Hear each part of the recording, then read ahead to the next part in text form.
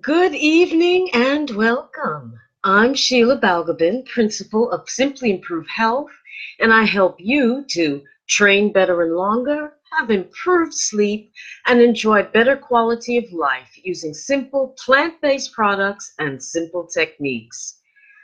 Tonight, I'm taking my cue from the natural world, as I quite often do. I find that observing nature is a good way of really of observing myself and others and really understanding that we're part of the natural world as well and need to respect and remember that. Tonight, the lesson I have to share with you comes from my rose bushes. Yes, my rose bushes, which had a very slow start with the very late spring this year, but suddenly made up for lost time, and all the blooms popped out at once, and they're big and beautiful, and they smell delicious. But one of the important things that makes those roses beautiful, besides beautiful blooms and perfume, is the fact that I have to prune them regularly. Now, I'm not a great fan of cut flowers. I like them better on the plant than off, though I won't refuse a bouquet of flowers if they're offered to me. But what is the only exception I make to that rule is to do pruning. Now, not to do pruning would mean that my buddleia bushes would grow completely mad and cover up my windows, and obscure everything else growing in the plot, or that certain weeds would overtake my rose bushes, or the rose bushes would not be as healthy and strong as they could be. Pruning is a necessary part of gardening, and although I'm very careful about how I prune, and my roses appreciate it. Where I have to touch the rose bushes, there no thorns grow. So the rose bush knows and appreciates the fact that I take care of it. But nevertheless, periodically, at certain times of the year, and during the flowering season, some pruning needs to be done. The harder pruning during the colder months when the plant goes dormant, and then lighter pruning, just deadheading the flowers. And it occurred to me that deadheading the flower head so that I get continuous blooms until the end of the flowering season is a necessary part of not only the rose bush's life, but our lives as well. When we hold on to things that no longer belong to us or never were really part of us, it's dead wood.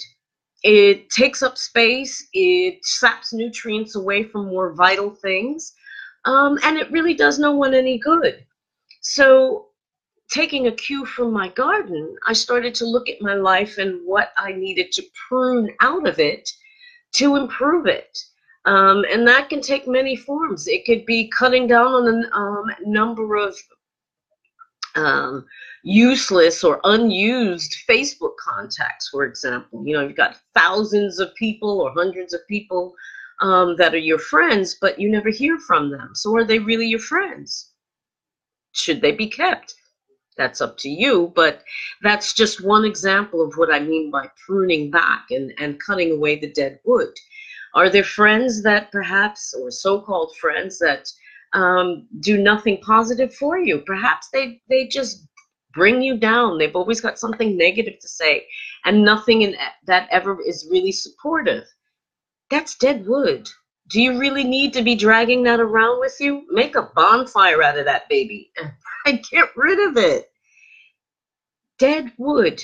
There is so much dead wood that if we got rid of as much of it as possible, our lives would actually be much better and much more pleasant. It could be, you know, certain aspects of work. Maybe you're not really doing the right kind of work, but you're afraid to, as is quite normal and expected these days, to hang on to that job. Well, that's not to say that you have to get rid of your job, but find other things that stimulate new growth, new flourishing in another aspect of your life. You don't have to throw out everything. You don't have to cut away everything. But you can make some minor changes, like me deadheading the dead roses off the rose bushes, that can help create a more pleasant garden of your life.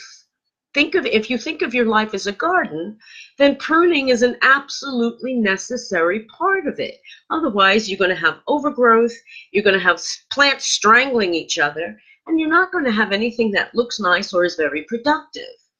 And whether you're talking about rose bushes or people, it's pretty much the same thing. They need to regularly cut back the crap, the stuff that is dead and no longer serves any purpose. So I challenge you to think about that. Where in your life, or what areas of your life, do you feel like you're carrying around dead weight, dead wood? Is it certain relationships? Is it the type of work you're doing? Is it you're just generally dissatisfied with your life and not finding any color or life to it? Then you need to start to step back and start to look at the garden of your life and figure out where the dead wood is and start to cut. And that's not going to be an easy experience sometimes, as with the rose bushes, even though they don't, they drop a lot of their thorns for me, they still have some. And that means occasionally I do get scratched. Pruning the dead wood from our lives will occasionally, and quite often I would say, be painful. It will be difficult. We love our habits. We love our complexes. We love hanging on to what is familiar, and taking away what we've been dealing with perhaps for many, many years or most of our lives is going to be painful. But if you do it right and find something that is healthier and better and more beneficial to you to put in its place, that loss will no longer be a loss. It'll be what you've gained as a result of giving that up. So pruning, I would say, is probably one of the more important functions of a gardener, but it's not the only functioning. Once you've pruned back the dead wood and cleared away the weeds and rubbish, then it's time to look at feeding the plant. During the growing season, I regularly give feed. In fact, I have to buy some more. I have to make a note of that. But you regularly need to feed the plant, just like we need fuel to fuel our growth and encourage cell growth and repair. Rose bushes or plants are no different. They need to be fed and given the nutrients they need to be able to grow and repair themselves when necessary, or protect themselves from insects and what have you.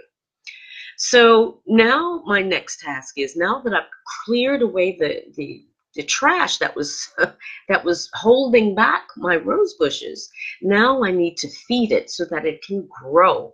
And we're no different.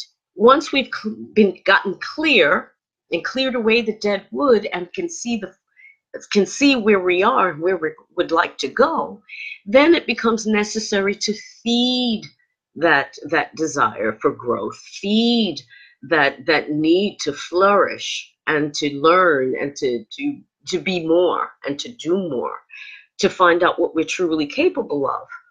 So pruning and feeding are the two most important tasks that you can take care of in your garden and in your life. And I would challenge you to start looking at your life and looking at where you can cut away the dead wood. It could be in your expenses. I mean, maybe you're spending silly money on stupid things when you'd really like to be putting that money towards a vacation or your kids' education or something else, something more tangible and more useful. Cut away the dead wood. I challenge you to look at your life and see where the dead wood is and begin to cut away at it. There are all kinds of people and organizations and things that, if you need certain kinds of help to do those things and be able to prune and fertilize the growth of your life, there's resources out there to do that.